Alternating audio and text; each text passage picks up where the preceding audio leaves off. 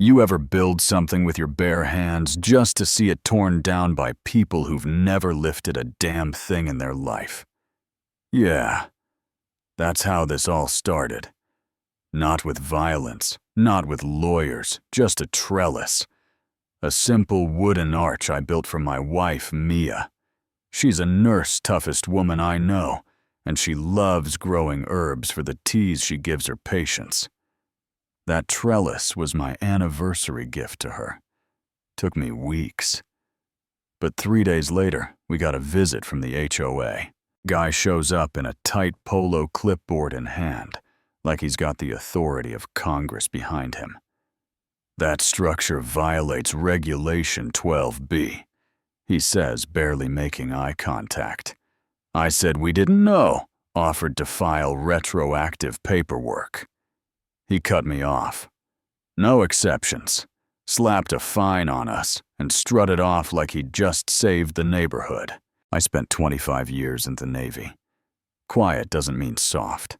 I've handled warlords with more decency than that guy. Next thing we know, we're getting violations for everything.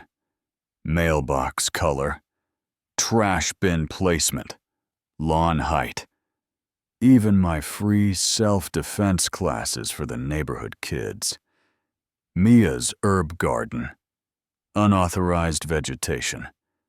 We were under siege, and we weren't the only ones. Our neighbor Carl, a retired cop, leaned over the fence one night and muttered, "They've driven out 3 families this year alone." The HOA president, Veronica Bell, ran the place like a petty dictator, and her enforcers. Well, they didn't just write tickets, they enjoyed the power. Then came the day. Everything changed. I was in the garage when I heard Mia scream.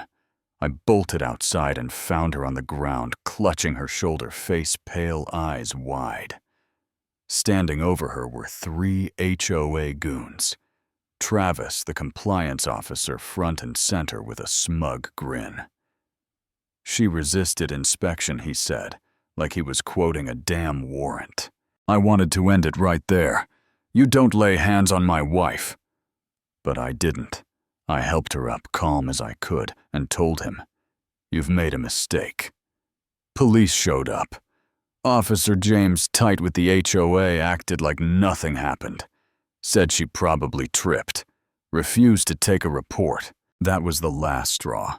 I turned our dining room into a war room. Pinned timelines, connected names. Carl handed me files he'd been tracking HOA abuses for years. Veronica's finances didn't add up. Her husband had died mysteriously, and suddenly she was driving a BMW and wearing diamonds. Their treasurer, Mark, had a quiet firing from a local bank. Then came the unexpected twist. Chad. Chad was one of their muscle-bound enforcers, the type who loved to intimidate, until he got into a motorcycle accident. And guess who treated him at the hospital, Mia?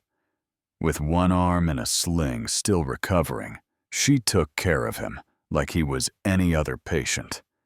No attitude, no revenge, just kindness.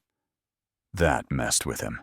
A week later, we got a flash drive in our mailbox. Financial records, real ones, separate accounts, fake companies, thousands missing. Then Chad showed up in person, nervous, sweating. "They're gonna plant drugs in your truck," he whispered. "They're desperate." He was right. We rigged my truck with hidden cameras. Caught Officer James at 2:17 a.m. slipping something under the seat. He came back later responding to an anonymous tip, acted shocked when he found the package. I let him play his part. Then I told him I'd swapped it for baking sugar, and we had it all on video. He turned white. By noon, he was in cuffs. Veronica panicked, called an emergency meeting, tried to pass a special assessment to fund legal defense. I stood in front of the whole community and laid everything bare. Financial fraud, selective enforcement, abuse of power. People gasped. Some cried. The vote failed. Veronica stormed out. But she wasn't done. Next morning, our front door was plastered with violations. Over $14,000 in bogus fines. Then Mark came knocking, offering to waive them if we dropped our complaint and considered selling. Said our family didn't fit the culture of the neighborhood. I looked him straight in the eye and said, "That sounds a lot like extortion." He blinked first. We filed lawsuits. The state stepped in. They raided the HOA office, found evidence of embezzlement fraud, even attempts to frame other residents. Veronica got 5 years. Mark got 3. Officer James lost his badge and spent time behind bars. Chad testified against all of them, earned probation, and turned his life around. He now volunteers at the local Veterans Center. As for Stonebridge, it changed. We got a new board fair, rules real transparency. HOA fees dropped. Neighbors started hosting cookouts, planting garden, talking to each other again. The old sign, Stonebridge, a premier community, was taken down. Now it just says, Stonebridge, where neighbors look out for each other. And that trellis I built, it's still standing, covered in flowers, butterflies buzzing around it. People stop by just to look at it sometimes, a symbol of everything we fought for. But here's the thing. This isn't just about a trellis or a petty HOA. This is about power and what people will do to keep it.